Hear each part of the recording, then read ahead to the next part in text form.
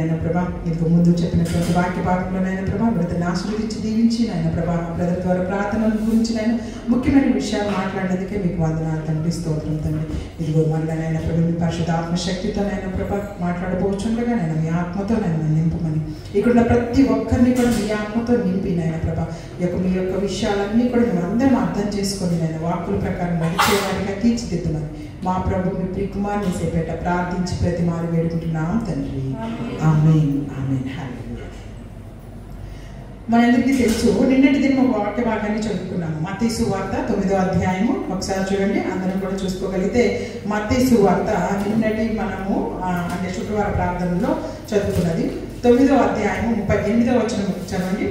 చూడండి, అందరూ తీయగలిగితే 9వ అధ్యాయము 39వ వచనము మనందరికీ తెలిసినటువంటి వాక్య భాగమే. తీసారా?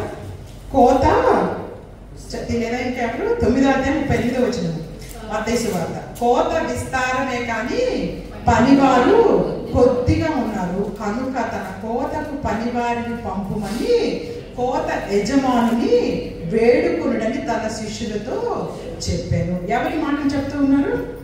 యేసుక్రీస్తు ప్రభు వారే తెలియపరుస్తూ ఉన్నారు శిష్యులకి. చూడండి, అక్కడ ఏం చెప్తూ ఉన్నారు అంటే, కోత విస్తారమే కానీ పనివారు కొద్ది మందిగా ఉన్నారు కనుక కోతకు పనివారిని పంపమని కోత యజమానుని వేడుకొనడని చెప్పారు. ఏంటి కోత? ఎవరు పనివారు? మనందరికీ తెలుసు కదా. కోత ఏంటి? పనివారిని ఎవరిని? దేవుని యొక్క రాజ్య సువార్త కొరకు. అంటే కోత విస్తారంగా ఉంది కానీ పనివారు చెప్పేవాళ్ళు లేరు. కోత విస్తారంగా ఉందంటే పరలోక రాజ్యానికి సంబంధించిన విషయాలు అనేకమైనవి ఉన్నవి. ప్రభువారి గురించి, దేవుని గురించి చెప్పడానికి అనేకమైనటువంటి విషయాలు ఉన్నాయి, కానీ దాన్ని చెప్పే పనివారు మాత్రం చాలా తక్కువగా ఉన్నారు. ఈ పాట వచ్చా మీకు అందరికీ? పాట వస్తే అక్కడ తీయండి ఒకసారి.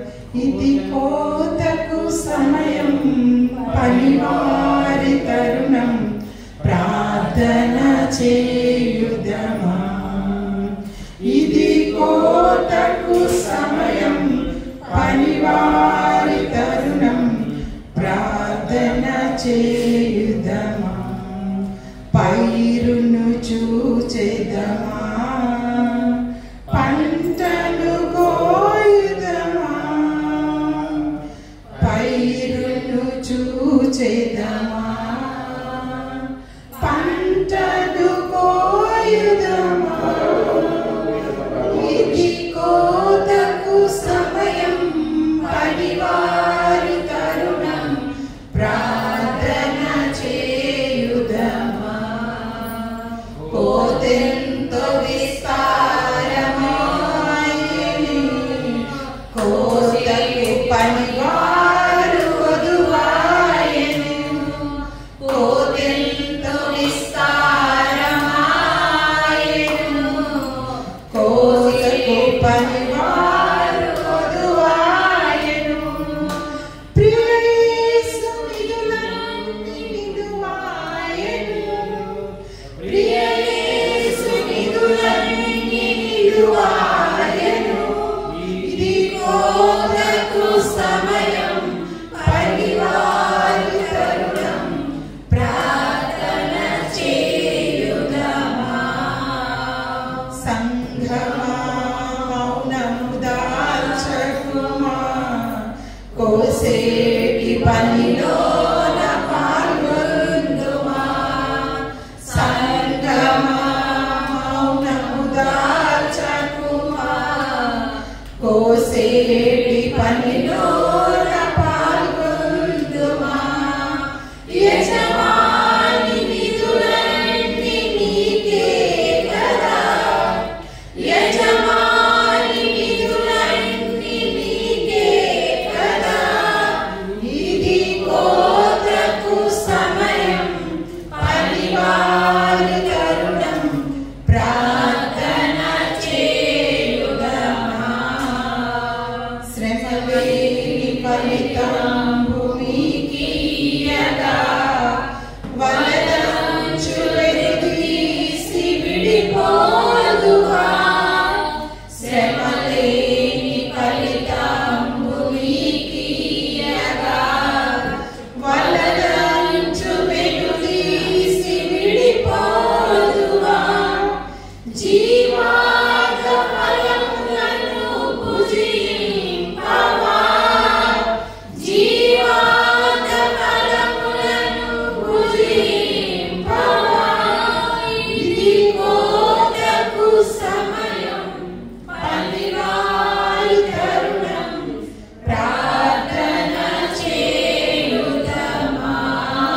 హల్లెలూయా హల్లెలూయా. Thank you so much. ఇది నాకు చాలా ఇష్టమైన పాట అంతా మీకు అర్థమైపోతుంది కదా, ఎంత ఈజీగా ఉన్న లిరిక్స్ కదా. అంత కోతకి అంత సమయము ఉంది, పనివారి తరుణం మనమే. సంఘం మౌనంగా ఉంటే ఎలా? సంఘమా మౌనము నాచకమా, కామ్గా కూర్చొని వెళ్ళిపోతే అవ్వదు.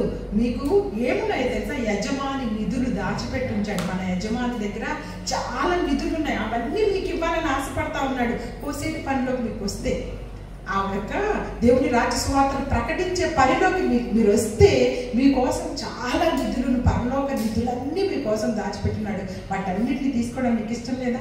నువ్వు రావట్లేదు ఎందుకు అనే ప్రశ్న ఆ పాటలో ఉంటుందన్నమాట. లాస్ట్ వరకు అదే మనకు ఉంది. జీవార్థ ఫలాలు ఆయన ఇవ్వాలని ఆశపడతా ఉన్నాడు. ఆ పనిలోకి వస్తే జీవార్థ ఫలాలు భుజింపవా? వద్దానికి జీవార్థ ఫలాలు వద్దు, ఈ భూమి మీద ఉన్న ఫలాలు తినేసి బతికేద్దామా? చూడండి, భూమి మీద దొరికేస్తున్నాయని మనకి కడుపు నింపుకున్నాము, ఈరోజు తిని పడుకుంటున్నాము అన్న ధ్యాసలో ఉంటున్నామేమో. ఒకసారి మనము పరిశీలించుకోవాలి. యోహాను సువార్తలో కూడా ఒకసారి చూడగలిగితే, చూడండి, యేసుక్రీస్తు ప్రభువు సమరయ స్త్రీతో మాట్లాడుతున్నప్పుడు కూడా అదే మాటను మాట్లాడుతూ ఉంటారు. ఒకసారి 34వ వచనం దగ్గర రాగలిగితే, యోహాను సువార్త 4వ అధ్యాయము 34వ వచనము, 34వ వచనం నుంచి మనం చూసుకోగలిగితే, యేసు వారిని చూచి, నన్ను పంపిన వారి చిత్తము నెరవేర్చుటయు ఆయన పని తుది ముట్టించుటయు నాకు ఆహారమై ఉన్నది. ఇంకా 4 నెలలైన తర్వాత కోతకాలం వచ్చినని మీరు చెబుతారు కదా. అయితే ఇదిగో మీ కన్నులెత్తి పొలములను చూడండి, అవి ఇప్పుడే తెల్లవారి కోతకు వచ్చేయమని మీతో చెప్పుచున్నాను.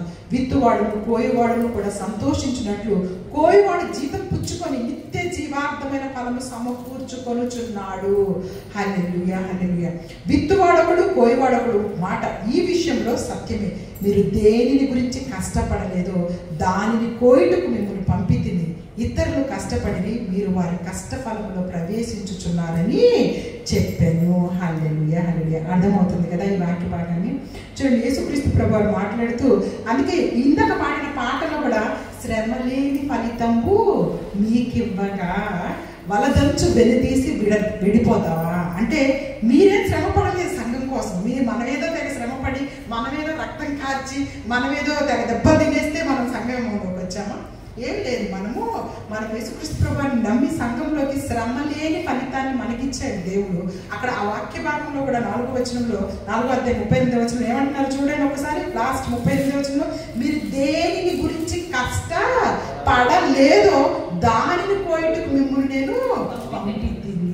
మీరేం కష్టపడలేదు, మీరేమి చేయలేదు. మనకు అపోస్తులు, యేసుక్రీస్తు ప్రభువు స్థాపించిన ఆ సంఘాన్ని అపోస్తులు ఎన్నో కష్టాలు పడి, మన ముందున్నటువంటి భక్తులు వారి ప్రాణాలను తెగించి వారన్నిటిని చేసి మనకి సంఘాలను ఇచ్చి చక్కగా వెళ్ళి కూర్చొని దేవుని యొక్క రాజ్య సువార్తను మీరు విని ప్రకటించండి అని మనం చెప్తుంటే, మనమేదో తెగ శ్రమ పడిపోయి మనమే సంపాదించుకున్నట్టుగా మనం కామ్గా వచ్చి, నేను ఇప్పటికే చాలా శ్రమ పడ్డాను అన్నట్టుగా మౌనంగా ఉంటున్నామేమో. ఈరోజు దేవుడు మనల్ని ప్రశ్న చేస్తున్నారు.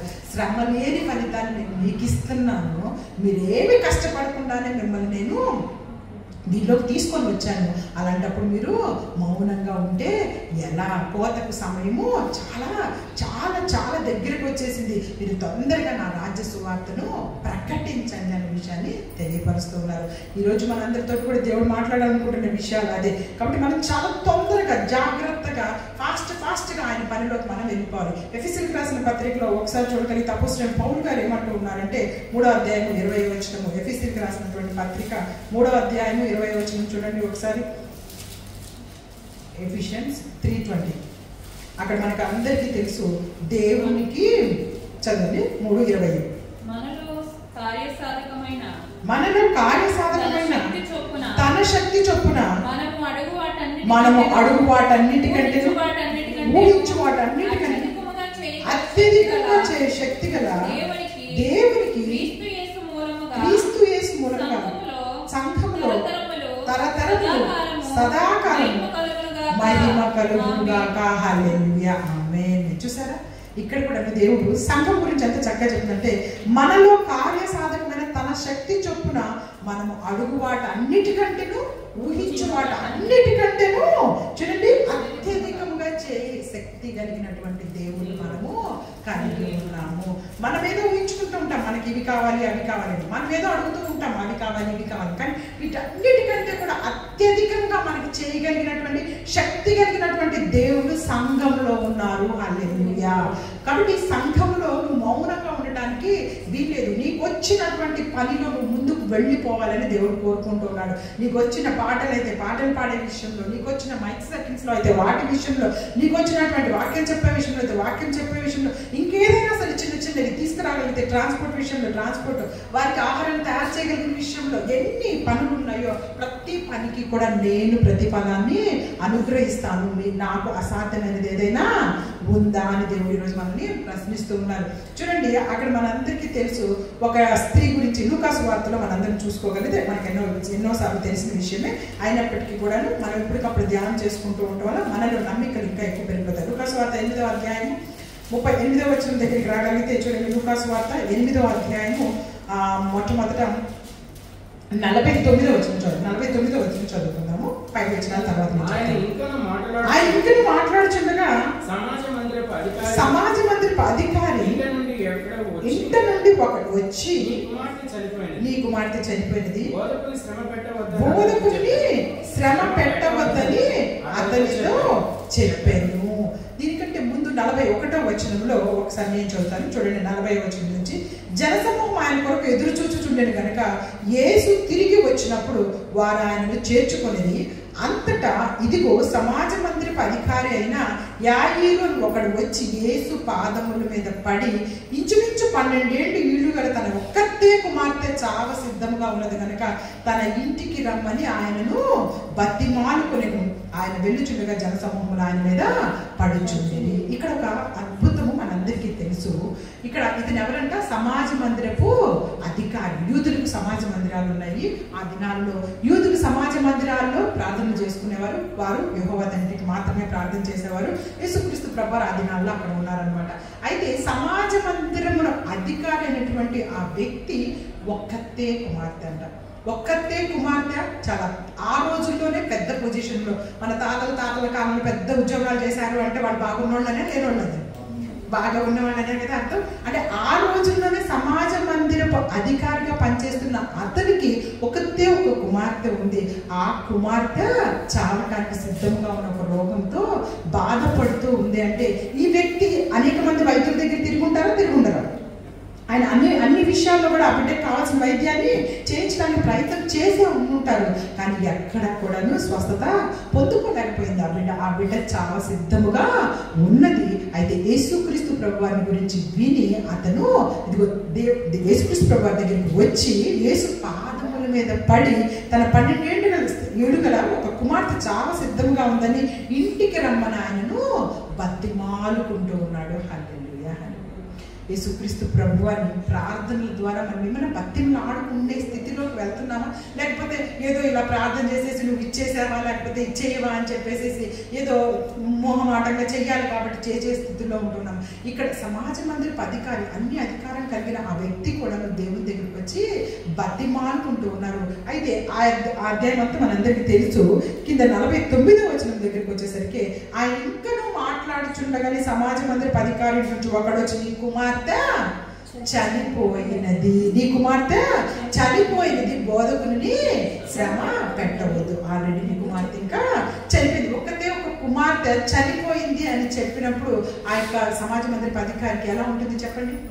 చాలా ఆయనకు అప్పటికే బాధలో ఉన్నాడు. ఎన్ని రోజుల నుంచి తిరుగుతున్నాడు ఆ బిడ్డ ఆరోగ్యం గురించి, చాలా నీరసించిపోయి ఉన్నాడు.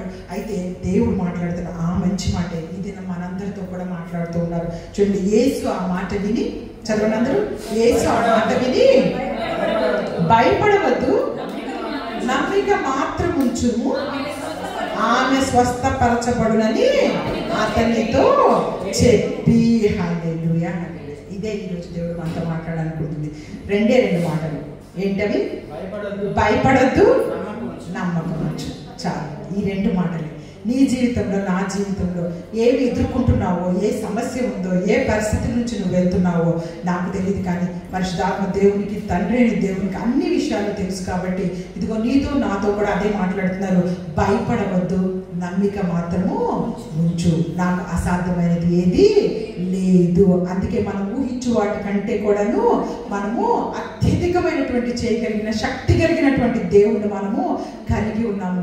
ఇక్కడ ఆ సమాజ మందిరపు అధికారితో దేవుడు మాట్లాడుతున్న ఆ మంచి మాటలే మనకు కూడా ఈరోజు భయపడవద్దు, నమ్మిక మాత్రము ఉంచు. భయం ఎప్పుడు స్టార్ట్ అయింది మనిషికి? భయం అనేది అసలు మనిషికి ఎప్పుడు స్టార్ట్ అయింది? ఆదికాండం 3వ అధ్యాయం దగ్గరికి వెళ్ళిపోతే స్పష్టంగా మనకు అందరికీ తెలుస్తుంది అనమాట. ఆపిల్ పండు తిన్నప్పుడు భయం స్టార్ట్ అయింది. అప్పటి వరకు కూడాను తండ్రితో చక్కగా వచ్చి రోజు సాయంత్రాల పూట తండ్రిని దేవునితో చక్కగా కలిసి మాట్లాడుకునేటటువంటి ఆదాము అవ్వలు పండు తిన్న తర్వాత, ఇదిగో ఆదాము నువ్వెక్కడా అంటే, నేను భయపడి నీకు దాక్కున్నాను అంటాడు. నేను నీకు భయపడి దాక్కున్నాననే మాట ఆదికాండం 3వ అధ్యాయం 10వ వచనంలో రాయబడి ఉంటుంది. కాబట్టి భయం ఎక్కడ స్టార్ట్ అయ్యింది అంటే, ఇదిగో తెలియకుండా చేసినటువంటి ఆ యొక్క తప్పు వలన భయం అనేది స్టార్ట్ అయింది. అందుకే తండ్రి దేవుడు, నేను చెప్పాను బైబిల్ గ్రంథంలో ఎన్నిసార్లు భయపడవద్దని రాయబడి ఉందని? 366 సార్లు. అంటే సంవత్సరానికి ఎన్ని రోజులు ఉంటాయి? 366 రోజులు. అంటే రోజు నువ్వు భయపడతావని దేవుడికి తెలుసు. అందుకే రోజు నువ్వు భయపడవద్దు అని చెప్పేసి ఆయన ముందుగానే బైబిల్ గ్రంథంలో రాయించారు. 366 సార్లు రాయించారంటే నువ్వు రోజు ఆ మాట చదువుకో, నువ్వు భయపడవద్దు, నమ్మిక మాత్రము ఉంచు నా మీద, నేను నీకు కావాల్సినవన్నీ కూడాను తీసుకొని వస్తానని చెప్పి చాలాసార్లు బైబిల్ గ్రంథంలోనూ బయట కూడాను నమ్మిక మనకంటే కూడాను అన్ని ఎక్కువగా ఉంచడం చూస్తూ ఉంటాము. చూసారా? నేను ఈ మధ్య ఒకటి ఉదాహరణ విన్నానంట. ఒక చర్చి ఉందంట. ఆ చర్చి పక్కనే ఒక బార్ అండ్ రెస్టారెంట్ వాళ్ళు నడిపించుకుంటూ ఉన్నారు. సో ఈ చర్చిలో ఉన్న వాళ్ళకి చిరాగ్గా ఉంది, బార్ అండ్ రెస్టారెంట్ ఎదురుగా ఉండటం నచ్చట్లేదు. బట్ వాళ్ళు లైసెన్స్ తెచ్చుకొని వాళ్ళు అక్కడ నడిపించుకుంటుంటే ఈ చర్చి వాళ్ళు చాలా రోజుల నుంచి ప్రార్థన చేస్తున్నారు, అక్కడ నుంచి బార్ అండ్ రెస్టారెంట్స్ తీసేసేయాలి అని చెప్పేసి, అక్కడ చాలా అల్లరిగా ఉంటుంది అని చెప్పేసి. సో వీరి ప్రార్థన అత్యధికంగా ప్రార్థన ఫలించి దేవుడు ఆశీర్వదించి ఆ యొక్క బిల్డింగ్ మీద సడన్ గా వర్షం పడినప్పుడు ఒక పిడుగు పడేసేసి అదంతా కూడాను పాడైపోయింది. అక్కడ ఆ బార్ అండ్ రెస్టారెంట్ వాళ్ళు తీసేశారనమాట. అయితే ఆ బార్ అండ్ రెస్టారెంట్ యజమాని పోయి కోర్టులో కేసు వేశాడంట. ఇలాంటి మూవీస్ కూడా మీరు చూసుంటారు, మీకు తెలుసు, సో నేను చెప్పక్కర్లేదు. సో అక్కడ రెస్టారెంట్ వాళ్ళు వెళ్ళేసేసి ఆ యొక్క దాంట్లో వేస్తే వీళ్ళ చర్చ్ పాస్టర్ గారిని పిలిచారంట. ఏంటయ్యా అని చెప్పేసి కేసు ఏంటి అని అడిగితే, ఇటుపక్క ఈ బార్ అండ్ రెస్టారెంట్ అంటున్నాడు, అయ్యా వీళ్ళ దేవుడు చాలా శక్తి కలిగాడు, రోజు వీళ్ళు బయట నుంచి పెద్దగా అరుస్తూ ప్రార్థన చేయడం నేను విన్నాను, అదంతా తీసేయాలి అని చెప్పేసి ఇతను చెప్తూ ఉంటే చర్చ్ పాస్టర్ గారు, అయ్యో అలాంటిది లేదండి మేము ఎప్పుడు అట్లా చేయలేదండి, మా మీద ఏం కేసు పెట్టకండి అని చెప్పేసి ఆయన పారిపోతా ఉన్నారంట. అప్పుడు జడ్జి గారు తీర్పు ఏమి ఇవ్వాల్సి వచ్చిందంటే, ఇదిగో దేవుడు కార్యం చేయగలడని బార్ అండ్ రెస్టారెంట్ వాడు నమ్మాడు కానీ చర్చ్ పాస్టర్ నమ్మలేదు అని చెప్పేసి కేసు కొట్టేస్తారండి. అలా ఉంటుంది మన పరిస్థితులు కూడా కదా. చూడండి, పక్కన ఉన్నటువంటి వాళ్ళేమో వీళ్ళు ప్రార్థన దేవుడు ఆలకించాడు, మాకు ఇలా జరిగింది అని చెప్పేసి అనుకుంటూ ఉంటే, మనలో ఉన్న వాళ్ళేమో అమ్మో ఏమొచ్చేస్తుందో మన మీదకి అని చెప్పేసి భయపడిపోకుంటూ, మేము అట్లాంటిది ఏం చేయలేదు, మేము ఎవరికి చాలా ప్రార్థన చేయలేదండి అని చెప్పేసి తప్పించుకునే స్థితిలో మనుషులు బయట అన్నిలు ఉంటూ ఉన్నాం అన్నమాట. కాబట్టి క్రైస్తవ సమాజానికి దేవుడు ప్రతి నిమిషం కూడా భయపడవద్దు, నమ్మిక ఉంచండి అని చెప్పేసి అంటూ ఉన్నారు. మనందరికీ తెలుసు, నేను ఎక్కువ వచనాలు చూపించలేదు ఎందుకంటే సమయం గడిచిపోతుంది కాబట్టి, మన టెస్ట్ మోనీస్ టైం ఉంది. అయితే పేతురు గారిని చెరసాలలో వేసినప్పుడు కూడాను పేతురు గారు చెరసాలలో వేసేశారు. అది చాలా భయంకరమైన పరిస్థితి. ఎందుకంటే హేరోదు అంతకు ముందే శిష్యులైనటువంటి యాకోబుకు ఖడ్గంతోటి తల నరికించేస్తారు. శిష్యుల్లో ఉన్నటువంటి ఒక శిష్యుడిని అప్పటికే యేసుక్రీస్తు ప్రభువు చనిపోయి తిరిగి లేచి వెళ్ళిపోయిన తర్వాత ఆయన అక్కడ ఉన్నటువంటి వాళ్ళందరూ కూడా దేవుని వాక్యాన్ని బోధిస్తూ ఉంటే యాకోబును అప్పటికే ఖడ్గముతో తల తీసేస్తారు. అయితే ఇది యూదులకు చాలా ఇష్టం ఉంది. యూదులు చాలా వికృతంగా చాలా ఆనందపడిపోతున్నారు. యేసుక్రీస్తు వారిని సిలువ వేసినప్పుడు కూడా యూదులే కదా ఆనందపడిపోయింది. ఆయన సిలువ వేయని కేకలు వేసింది ఎవరు? యూదులే. అలాగే ఈ యాకోబుని చంపించినప్పుడు కూడాను చాలా సంతోషపడిపోయారన్నమాట వాళ్ళందరూ.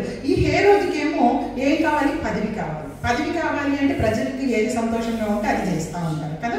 ఆ ప్రజలు యాకోబుని చంపించినప్పుడు వికృతమైన ఆనందంతో ఊగిపోతూ ఉంటే ఇంకా ఈ హేరోదుకి ఇంకా ఏమనిపించిందంటే, ఈ విధంగా శిష్యులందరూ ఒక్కొక్కళ్ళని చంపేస్తా ఉంటే ఈ ప్రజలందరికీ నాకే ఓట్లేస్తారు, నెక్స్ట్ కూడా నేనే రాజునైపోవచ్చు అని చెప్పేసి పేతురుని కూడా చంపించాలని చెరసాలలో వేసినటువంటి సందర్భం మనందరికీ తెలుసు కదా. పేతురుని చెరసాలలో వేయించినప్పుడు కూడా సంఘం అంతా ఏం చేస్తుందంట? ప్రార్థన చేస్తుందంట. సంఘం అంతా ప్రార్థన చేస్తుంది. ప్రార్థనలు ఆలకించి దేవుడు పేతురు గారిని ఎటువంటి ఇబ్బంది లేకుండా మనందరికీ తెలుసు అపోస్తల కార్యాలు ఒకసారి చూద్దాం. ఒక వచనం చూసేసి ముగిద్దాం దానిలో నుంచి. చూడండి అపోస్తల కార్యాలు, అపోస్తల కార్యాల దగ్గరికి రాగలిగితే 4వ అధ్యాయము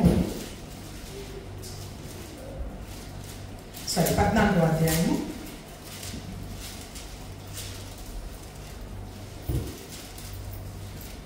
12వ అధ్యాయం 14 కాదు 12వ అధ్యాయము నేను చదువుతాను కొన్ని వచనాలే గబగబా.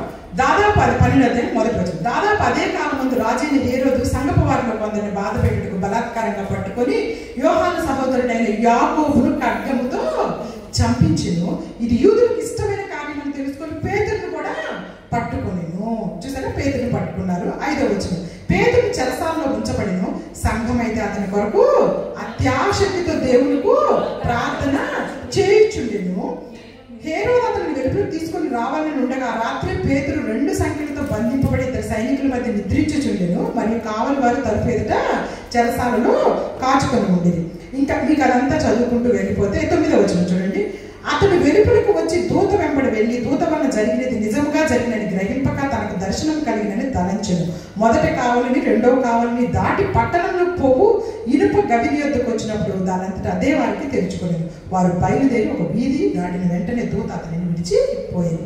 ఈ చెరసాల్లో ఉన్నటువంటి పేతురు గారిని దూత తీసుకొని వచ్చి ఎక్కడ వదిలిపెట్టాలో అక్కడ వదిలిపెట్టేసేసి వెళ్ళిపోతుంది. పేతురు గారి అసలు దీన్ని దర్శనమేమో అనుకుంటూ ఉన్నారు. నేను కలలో వస్తున్నానా, కలలో చెరసాల నుంచి బయటకు వచ్చానా, ఇంత భయంకరంగా నన్ను పెట్టినటువంటి ప్రదేశం నుంచి నేనెలా వచ్చానని ఆయనే ఆశ్చర్యపడిపోతూ ఉన్నాడు. ఇక్కడైతే ఇంకా సంఘం అత్యాశక్తితో ప్రార్థన చేస్తుంది. ఇప్పుడు పేతురు గారు వచ్చి ఎక్కడైతే ప్రార్థన చేస్తుందో సంఘము అక్కడికి వచ్చి ఆ ఇంటి డోర్ కొడతా ఉన్నారు. ఆ ఇంటి డోర్ కొడతా ఉంటే ఇప్పుడు పేతురు గారు నేనే వచ్చింది తలుపు తీయండి అంటూ ఉంటే అక్కడ విన్నటువంటి వాళ్ళందరిలో కూడా ఒక చిన్న పాప నమ్మింది కదా, మనందరికీ తెలుసు. అక్కడ చూడండి, అక్కడ ఎవరు ఆ పాప నమ్మిందో చూడండి. 13వ వచనము. అతడు తలవాకిటి తలుపు తొట్టుచుండగా రోదే అని ఒక చిన్నది ఆలకించుచూ వచ్చెను. ఆమె పేతురు స్వరం గుర్తుపట్టి సంతోషం చేత తలుపు తీయక లోపలికి పరిగెత్తుకొని పోయి పేతురు తలుపు దగ్గర నిల్చున్నాడని తెలిపాను. అందుకు వారు నువ్వు పిచ్చిదాన్ని గనివి, అయితే తాను చెప్పినది నిజమేనా ఆమె దృఢముగా చెప్పినప్పుడు వారు అతను దూతాన్ని. చూసారా, సంఘం అత్యాశక్తితో ప్రార్థన చేస్తుందంట. అత్యాశక్తితో వారి ప్రార్థనను ఆలకించి పేతుర్ని దేవుడు విడిపించాడు. పేతురు గారి నుంచి తలుపు కొడుతుంటే మళ్ళీ నమ్మట్లేదు.